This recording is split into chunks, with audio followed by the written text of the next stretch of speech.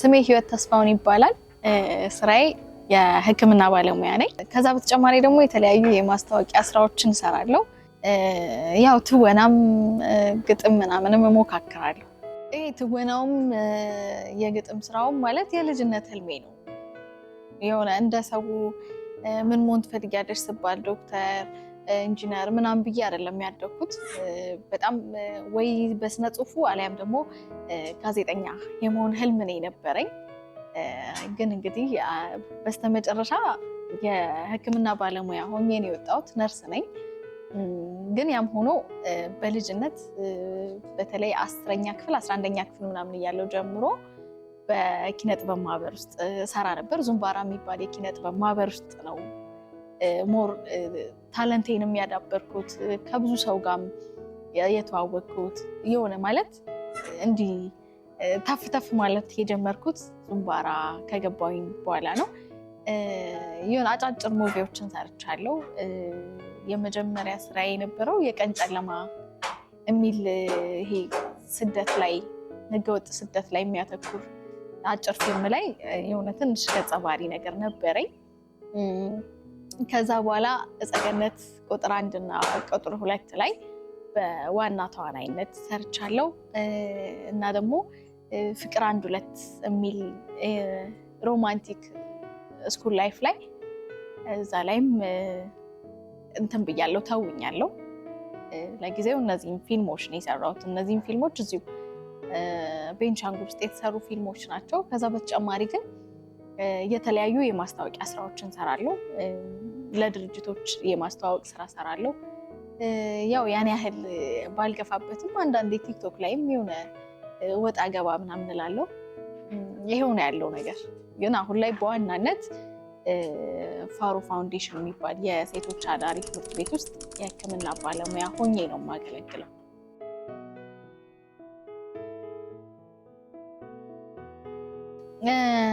ፊልምም የመድረክ ስራም ስሰራ ያን ያህል የገጠመኝ ትዝ የሚለኝ እንትን የለም፣ ገጠመኝ የለም። ግን እፀገነት ቁጥር 2ን ስንሰራ አምባራት ነበር የሰራ ነው ሄደን እና የእንትን ይሄ ትራጀዲ ፓርት ነበረው። የማለቅስበት የምመታበት ፓርት ነበረው። የሆነ የምሰቃይበት ፓርት ነበረው እና እዛ ላይ እርቅነው ጋር ነበር የምሰራው። እርቅነው እኔን በጥፊ የሚመታበት ፓርት ነበር እና መጀመሪያ ላይ የሆነ ስሜት ውስጥ ለመግባት በጣም ተቸግሬ ነበረ። ማልቀስ አልቻልኩም ነበረ ምናምንና የሆነ ትሬኒንግ ላይ ቀለል ያለ ጥፊ ነው የማስታውሰው። እንደዛ ነው ስንሰራም የነበረው። ከዛ ግን አይ ቲንክ እሱም ስሜት ውስጥ ገብቶ ይመስለኛል፣ አላቅም። ብቻ ግን በጣም መታኝ፣ በጥፊ መታኝ ማለት ነው እና የምሬን ስቅስቅ ያለቀስኩበትን አጋጣሚ አረሳውም። በቃ የሆነ ከዛ ስሜቱ ለመውጣት አልቻልኩም ነበረ። በጣም ነበር ያመመኝ እና ይሄን ገጠመኝ አረሳውም። አይው ነው።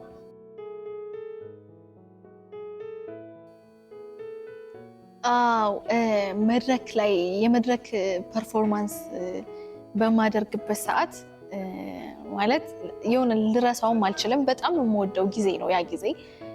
ዙምባራ ሰራ የነበረ ሰዓት የሆነ በየጊዜ ስቴጅ ስናዘጋጅ ያለው ስሜት በጣም ይለያል እና በተለይ መድረክ ስመራ የሆነ ራሴን ስለው የነበረው ይሄ በቃ እንደዚህ እንደ ፕሮፌሽናል መድረክ መሪዎች በቃ የሆነ እንዴት ብዬ ላስረዳህ፣ ብቻ በጣም የምወደው ጊዜ ነበረ። በጣም በጉጉት ከአንዱ መድረክ ወደ አንዱ መድረክ የሆነ በ2 ወር በ3 ወር ብቻ የስነ ጽሁፍ ምሽትም የኪነ ጥበብ ድግስም ይዘጋጅ ነበር እና ያን ጊዜ በጣም በቃ እወደዋለሁም።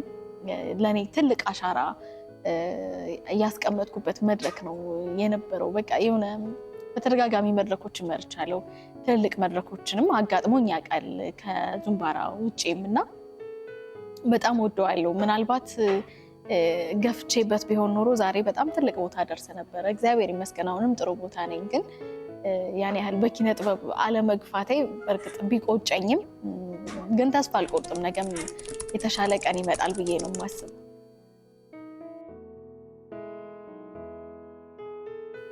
ወይ በጣም የመስራት ጉጉት አለኝ። አሁንም አጋጣሚውን ካገኘው የማልሰራበት ምንም አይነት ምክንያት የለም።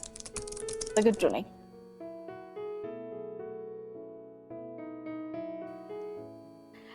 አዎ የሆነች ትንሽዬ የግጥም መድብል ለማሳተም በጣም ብዙ ርቄ ሄጄ ነበረ። በሰዓቱ ያን ያህል ጥሩ ገቢም አልነበረኝም።